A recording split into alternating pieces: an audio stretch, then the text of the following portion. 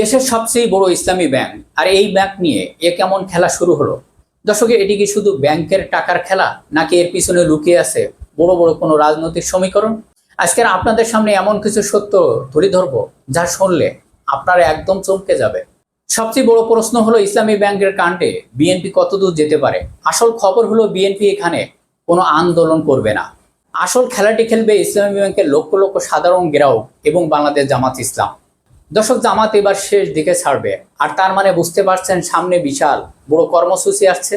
আজকের এই ভিডিওতে সেই পর্দার আড়ালে কি চরম নাটক তৈরি হচ্ছে তা তুলে ধরব। দর্শক, গত বুধবার এবং বৃহস্পতিবার ব্যাংকের 2 কর্মদিবসে রাজপথে তেমন কোনো শোরগোল দেখা যায়নি। মঙ্গলবার পর্যন্ত তুমুল আলোচনার পর হঠাৎ এই নীরব দেখে অনেকেই ধরে নিয়েছেন পরিস্থিতি বুঝে স্বাভাবিক হয়ে গেছে। অনেকেই ভাবছেন জামাত কিংবা সাধারণ গ্রাহকরা আন্দোলন থেকে পিছু হটছেন। দর্শক, গ্রাম বাংলায় একটি প্রবাদ আছে, বাঘ যখন শিকারে নামে তখন সে নীরবতা পালন করে, মানে ঝড়ের আগে ভয়ঙ্কর নীরবতা।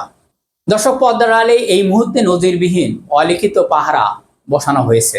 ফেসিবাদ দোসর কিংবা এস আলমের কোনো এজেন্ট বা দালাল যাতে কোনোভাবে ইসলামী ব্যাংকে ঢুকতে না পারে, তার জন্য নেওয়া হয়েছে এক অভিনব কৌশল। দর্শক, কোনো আনুষ্ঠানিক ঘোষণা ছাড়াই সাধারণ গ্রাহক এবং বাংলাদেশ জামাত ইসলাম কর্মীরা সাধারণ মানুষের ছদ্মবেশে দিন-রাত 24 ঘন্টা ব্যাংকের আশেপাশে অবস্থান নিচ্ছেন। ভিতরে খবর হলে এই প্রতিরোধ শুধু বাইরের মানুষ নয়, বরং ব্যাংকের ভিতরে কর্মকর্তারা এখন সবচেয়ে আন্দোলনের বড় সোর্স হিসাবে কাজ করছেন।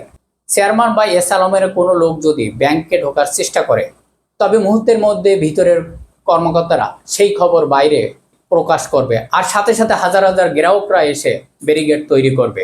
দর্শক, জনগণের প্রতিরোধকে কেউ বলছে মব, কিন্তু এই প্রতিরোধ সামনে টিকে থাকা যশোরের পক্ষে সম্ভব নয়। এবার আসা যাক সবচেয়ে গুরুত্বপূর্ণ পয়েন্টে। দর্শক, তাহলে জামাত কেন এই লড়াই শেষ দেখে ছাড়বে? এখানেই সবচেয়ে বড় প্রশ্ন। চারিদিকে একটি প্রোপাগান্ডা বা মিথ্যা অপপ্রচার চালানো হচ্ছে যে জামাত ইসলামের নির্দেশে নাকি ব্যাংক থেকে টাকা উঠিয়ে নিচ্ছে। এটা সম্পূর্ণ ভিত্তিহীন মিথ্যা কথা। জামাত এবং গ্রাহক ফোরাম ব্যাংক খালি করতে চায় না, বরং তারা ব্যাংক বাঁচাতে চায়।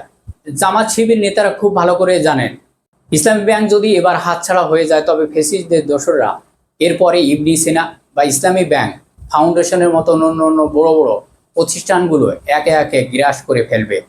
তাই এটা তাদের অস্তিত্বের লড়াই। প্রয়োজন হলে এই ব্যাংক যদি দেউলিয়া হয়ে যায়, তবুও দোসরদের হাতে ছেড়ে দেবে না। দেউলিয়া হলে দেশের মানুষ বুঝবে যে সরকার জনগণের ট্যাক্সের টাকা এই কৃত্রিম ক্রাইসিস তৈরি করছে। জামাত ইসলাম এই সত্যর বিষয়টা জনগণের সামনে এনে শেষ দিকে ছাড়বে। গ্রাহক ফোরামের দেওয়া আলটিমেটাম কিন্তু অলরেডি শেষ হয়ে গেছে। মাঝখানে বাংলাদেশ ব্যাংক থেকে এক প্রকার ইশারা ইঙ্গিত দেওয়া হয়েছিল যে আলোচনার মাধ্যমে চেয়ারম্যানকে পদত্যাগ করতে হতে পারে, কিন্তু রাজপথে আন্দোলনে একটু ঢিল হতে না হতেই সরকার আবার ইউটার্ন নিয়েছে। কিন্তু আন্দোলনকারীদের চূড়ান্ত সিদ্ধান্ত হলো পদত্যাগ করতে বাধ্য করা হবে। গ্রাহকদের অলরেডি সাধ্য বা দাবি না মানলে নতুন কর্মসূচি ঘোষণা দিয়েছে। তারা খুব শীঘ্রই বাংলাদেশ ব্যাংকে স্মারকলিপি দেবে, একই সাথে বিক্ষোভ মিছিল এবং কর্মসূচি মানববন্ধ করবে। আর এই দাবি আদায় না হলে যে কোনো দিন ব্যাংকের প্রধান শাখাগুলোতে তালা মেরে দেওয়ার মতো সিদ্ধান্ত আসতে পারে। শেষ কথা হলো, এই লড়াই যারা শুধু টাকার আমানত রক্ষার আন্দোলন ভাবছেন, তারা ভুলের মধ্যে আছেন। দর্শক, এই আন্দোলন মূলত ইসলামী অর্থনীতি মডেল রক্ষার আন্দোলন।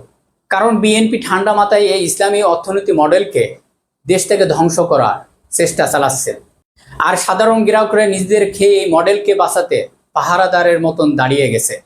দর্শক, এবার আসা যাক সবচেয়ে বড় গুরুত্বপূর্ণ পয়েন্টে। আন্দোলন একটু ঢিল হতে না হতেই বাংলাদেশ ব্যাংক কেন হুট করে তাদের অবস্থান থেকে ইউটার্ন নিল? কেন এই বিতর্কিত চেয়ারম্যান এখান থেকে পদত্যাগ করছে না? তবে কি বিএনপি সালাউদ্দিন আহমেদ নিজেই ইসলামী ব্যাংকের বাধা হয়ে দাঁড়িয়েছেন? পর্দার আড়ালে এই গভীর ষড়যন্ত্রের সুতো নাড়াচাড়া করছে।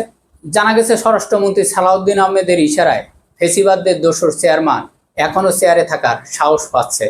জনগণের অধিকার ইসলামী অর্থনীতির ধ্বংসের কারণ যে নীল নকশা, মূল কেন্দ্রেই রয়েছে কি সালাউদ্দিন, যার কারণে মাঠ পর্যায়ে পরিস্থিতি এখন চরম হয়ে উঠছে। দর্শক, আপনার কি মনে হয়, গ্রাহকদের এই অভিনব প্রতিরোধ আর জামাত ইসলামের কঠোর পদক্ষেপ কি পারবে স্বরাষ্ট্রমন্ত্রীর এই গোপন ষড়যন্ত্রের জাল ছিন্ন বিচ্ছিন্ন করে জনগণের অলিখিত পাহারা কি চেয়ারম্যানকে পদত্যাগ করতে? আপনার মতামত অবশ্যই কমেন্টের মাধ্যমে জানাবেন। সবাই ভালো থাকবেন, ধন্যবাদ।